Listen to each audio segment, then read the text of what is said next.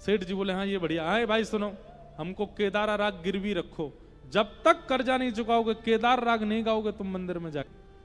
नाचो बहुत गोपाल अब मैं, नाचो बहुत गोपाल,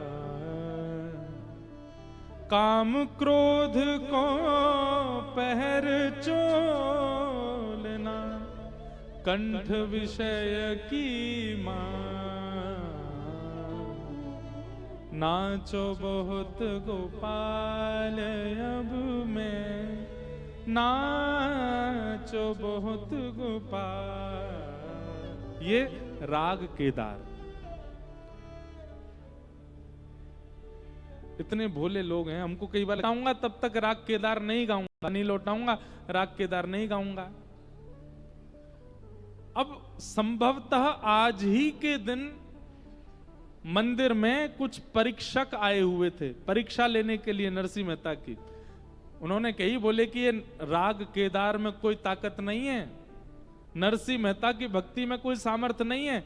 नरसिंह मेहता पतले सूत की माला पहना देता है ठाकुर जी को और भारी भारी उसमें फूल धर देता है और धीमी गांठ लगाता है, जैसे गाना शुरू करता है उसी समय माला टूट के गिर जाती है, लोग ताली बजाने लगते हैं। आज मोटे सूत में माला पिरो के हम पहनाएंगे ठाकुर जी को और आज गिरा के दिखाए। और आज ही नरसिंह मेहता राग केदार गिरवी रखे आए थे जिससे ठाकुर जी प्रकट होते थे।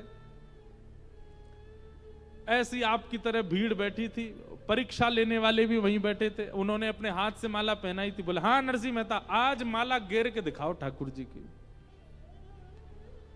नरसिंह मेहता बोले बड़ी विडंबना, पहले राग यमन गाया, फिर भैरव गाया, फिर भीम पलासी गाया, फिर जय जयवंती गाया, सारे राग गाए, लेकिन केदार कैसे गाएं? वो तो गिरवी रख के आए। और सेठ जी के मुनीम वहीं खड़े खड़े सुन रहे थे, कहीं केदार गाए ना, गिरवी रख के आया है।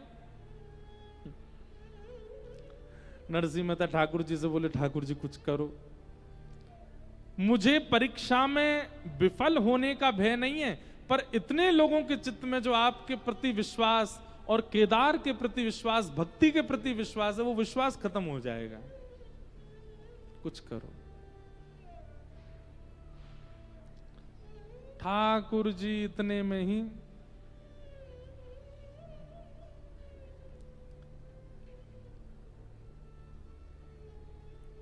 सेठ जी का रूप धारण किया और सेठ जी का रूप धारण करके पहले तो नरसिंह मेहता का रूप धारण करके सेठ जी के यहां जितना कर्जा था वो सारा कर्जा दे दिया। सेठ जी बोले नरसिंह मेहता कहां से आ गया इतना धन? बोले वो मत पूछो, बस हमारा धन लो, हमारा राग केदार मुक्त करो।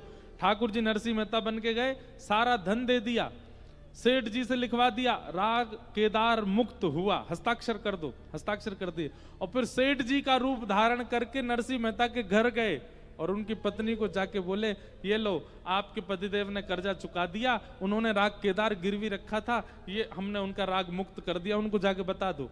पत्नी दौड़ी दौड़ी गई। यहां पे महाराज परीक्षक जो थे वो गुस्सा कर रहे थे नरसिंह मेहता पे, पाखंडी इतने दिन से नाटक ढोंग करता है, ठाकुर जी के गले की माला गिर जाती तेरे राग से, आज क्यों नहीं गिर रही है?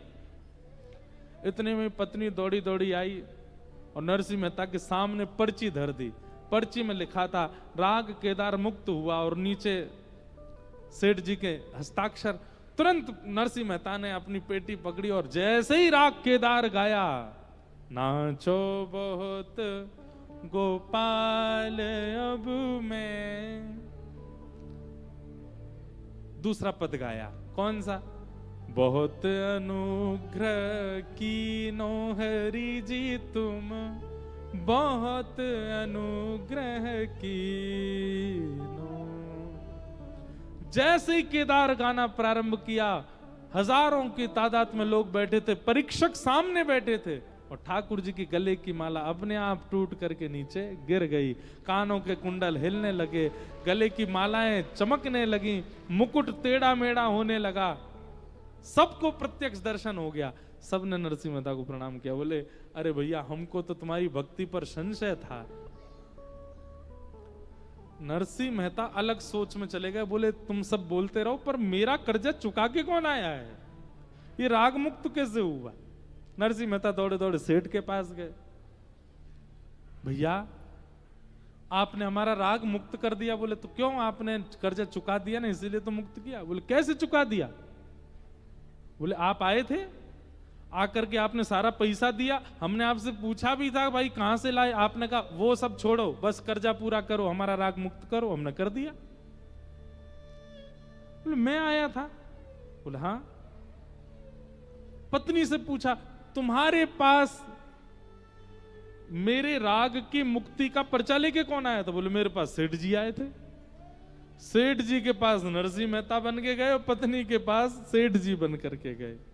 नरसिंह मेहता समझ गए, बोले भैया ये कर्जा चुकाना, राग मुक्त करना, ये भी सब ठाकुर जी की लीला, सब ठाकुर जी ने किया।